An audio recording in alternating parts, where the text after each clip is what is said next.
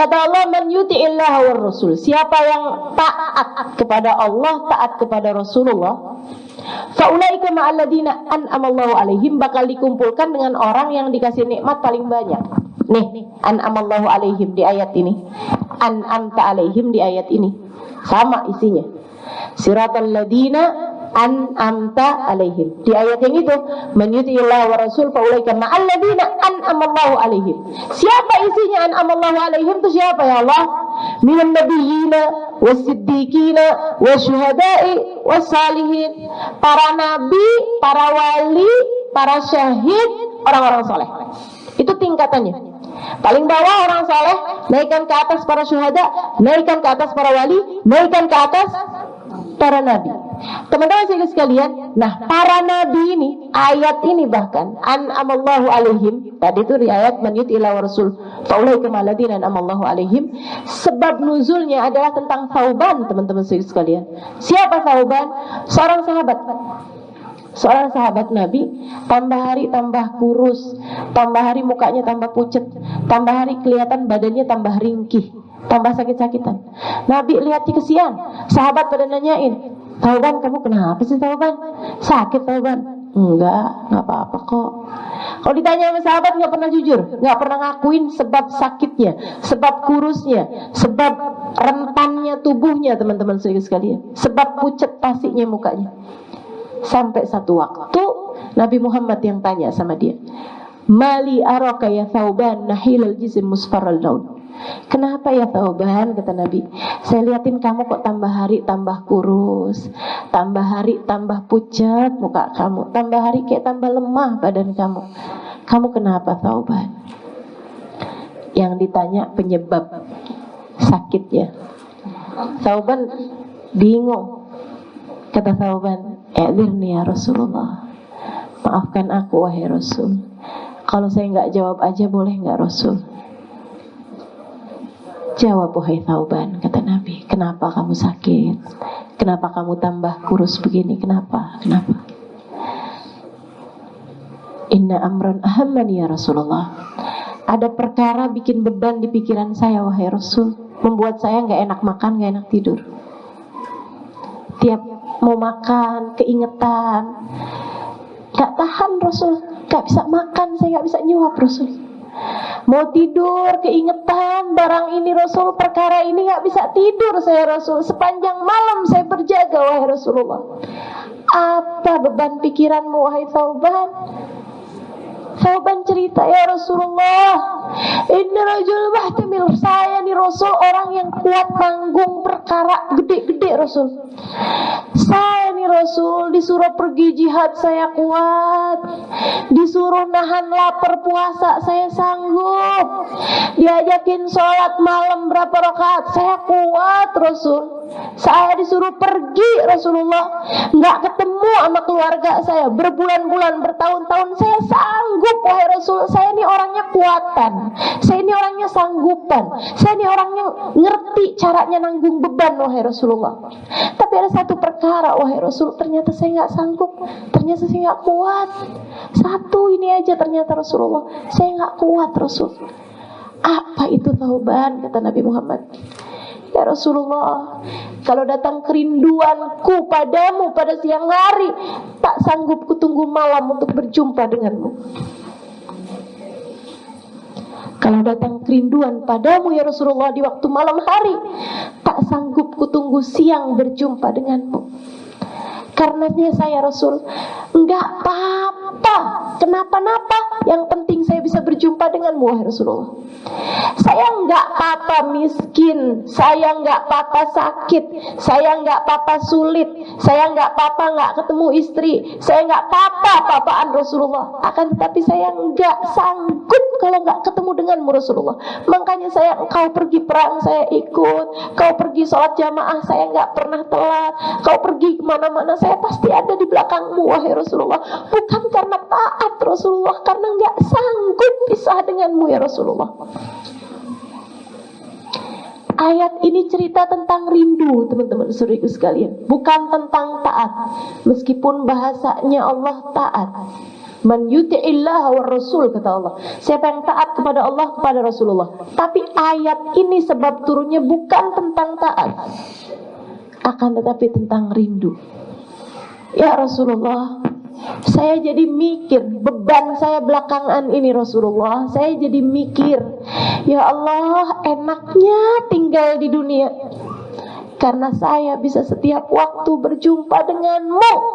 Engkau begitu mudah untuk kamu temui, wahai Rasulullah.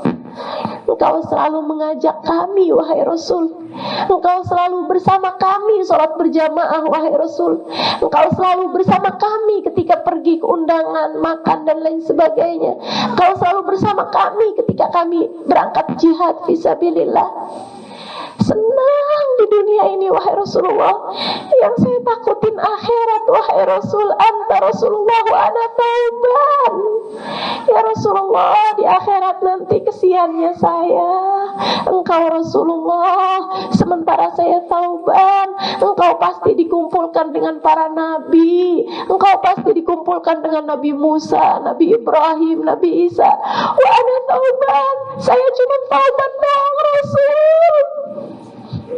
Andai di surga, andai di akhirat Allah muliakan saya dimasukkan ke dalam surga. Oke, andai di akhirat Allah muliakan saya, Allah mengampuni dosa saya dimasukkan ke dalam surga. Surga yang mana untuk saya, ya Rasulullah? Sementara engkau surganya pasti yang paling tinggi, wahai Rasul. Dan apalah artinya nikmatnya surga jika aku tidak berjumpa denganmu, ya Rasulullah?